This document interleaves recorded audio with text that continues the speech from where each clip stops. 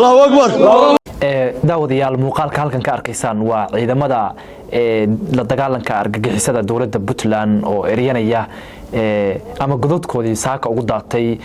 kooxda Daacish ee ku dhuumaaleysata buuraleyda gobolka bari ee Puntland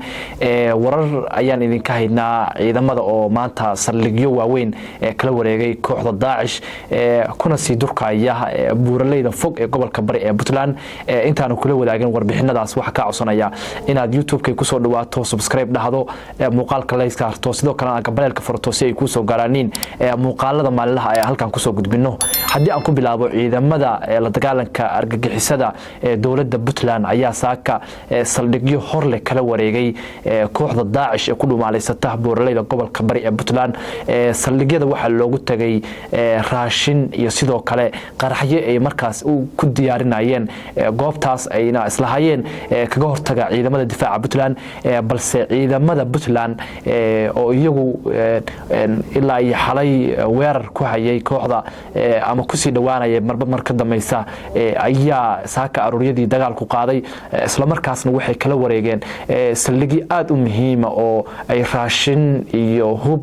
iyo bumbooyin ay wax weeye ay kula ay u xareysnaayeen ciidamada difaaca oo qoraal soo dhigay page-kooda waxay sheegeen in ay ugu tageen saldhigaas qaraxyo iyo sidoo kale drones badan oo ay qaraxyo ku diyaarinayeen sidoo kale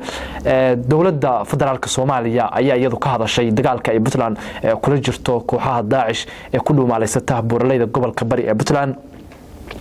qoraal bay dawladdu soo saartay waxay tiri dawladda federaalka Soomaaliya waxay bogaadinaysaa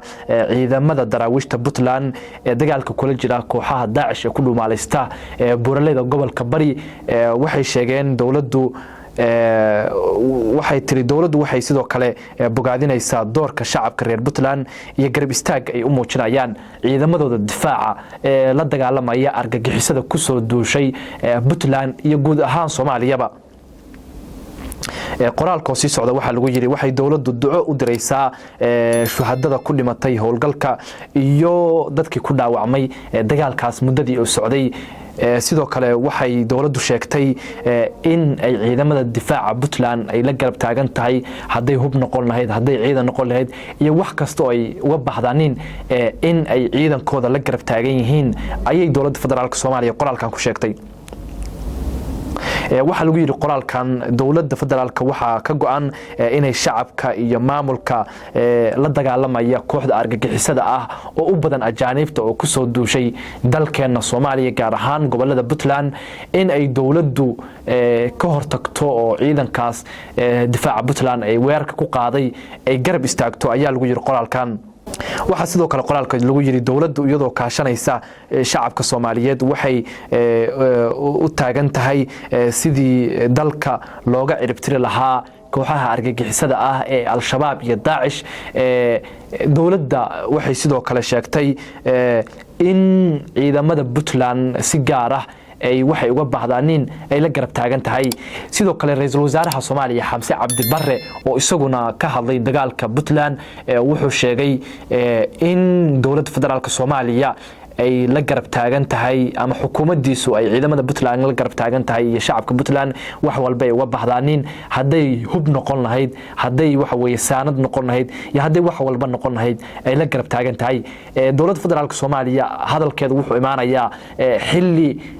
dawladda Puntland ay guulo aad u muhiim ah ka gaartay kooxda Daacish ee ku dhuumaaleysata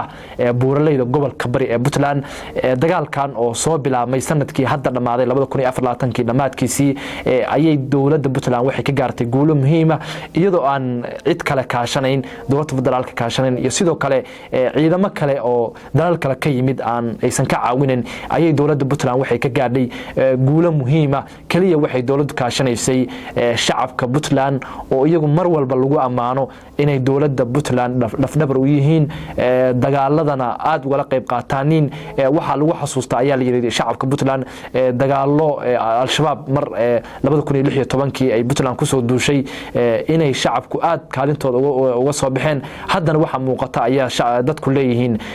in shacabka Puntland ay dowladoodu garab istaagan yihiin isla markaasna ay ka caawinayaan sidii kooxda Daesh ee ku soo duushay buuraleyda gobolka Bari ee Puntland halkaas looga sifeyn lahaa